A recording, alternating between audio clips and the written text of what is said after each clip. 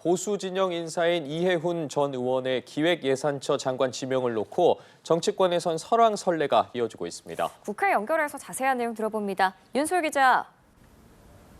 네, 국회입니다. 장관 후보자 지명 직후 이해훈 후보자를 즉각 제명 처리한 국민의힘에선 비판 목소리가 이어지고 있습니다. 장동혁 대표는 문의만 협치하는 거라며 이 후보자를 향해서 개탄을 금할 수 없다고 비판 목소리를 냈는데요. 이 밖에도 이 후보자를 향해 영혼을 팔았다, 배신적 행위 등 날선 반응이 계속됐습니다. 국민의힘 최수진 원내대변인은 이 후보자를 향해 어떤 뇌구조길래 이재명 정부의 제안을 덥석 물었는지 냐며 그저 정치적 야욕에 눈이 멀어 국민의 가슴에 대못질을 하는 거라고 맹비난했습니다. 정부를 향해선 어떤 내막과 정치적 고려가 있었는지 모르겠지만 속히 지명을 철회하고 도탄에 빠진 민생을 돌볼 수 있는 진짜 전문가를 찾으라고 촉구했습니다. 한동훈 전 대표는 이 후보자가 계엄을 옹호했던 행보를 보였다는 점을 거론하면서 이재명 정권의 계엄은 막아야 할 대상이 아니라 단지 비즈니스 대상일 뿐이란 점이 확인됐다고 공세를 폈습니다. 이 여권에선 일단 이재명 대통령의 인사철학에 의미를 부여하는 분위기입니다.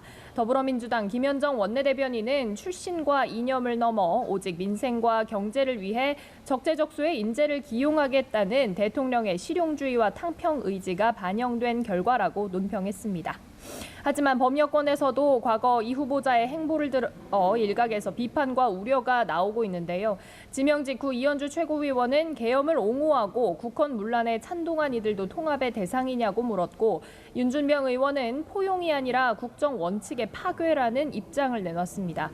오늘 재선 김영배 의원은 분위기에 휩쓸려 윤석열 탄핵을 반대하고 심지어 윤석열 석방을 요구했다는 건 기본적으로 판단력에 큰 문제가 있는 거라며 생각이 바뀌었다면 국민께 제대로 설명을 해야 한다고 꼬집었습니다.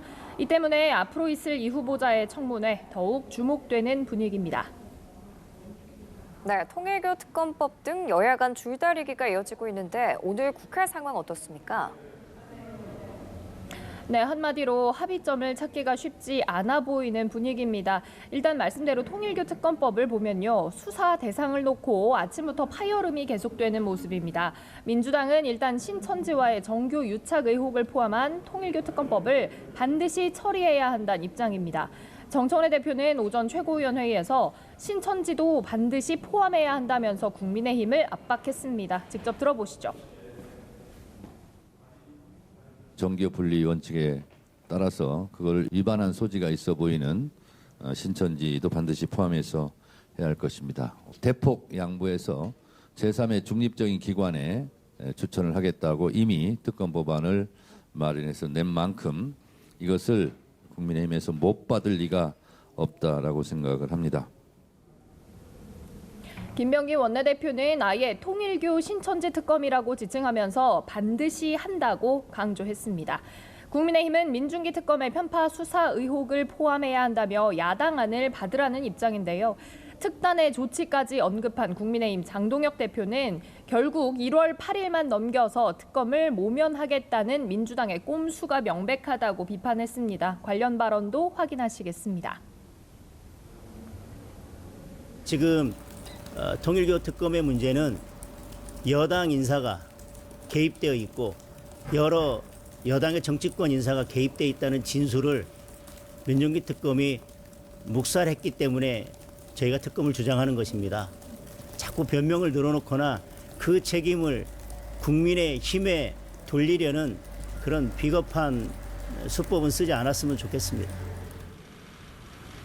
민주당 김병기 원내대표를 둘러싼 공방도 계속되는 분위기입니다. 김 원내대표의 배우자가 구의원 카드를 사용했다는 의혹 보도에 김 원내대표 측은 안 사람은 카드를 사용하지 않았다고 부인했는데요.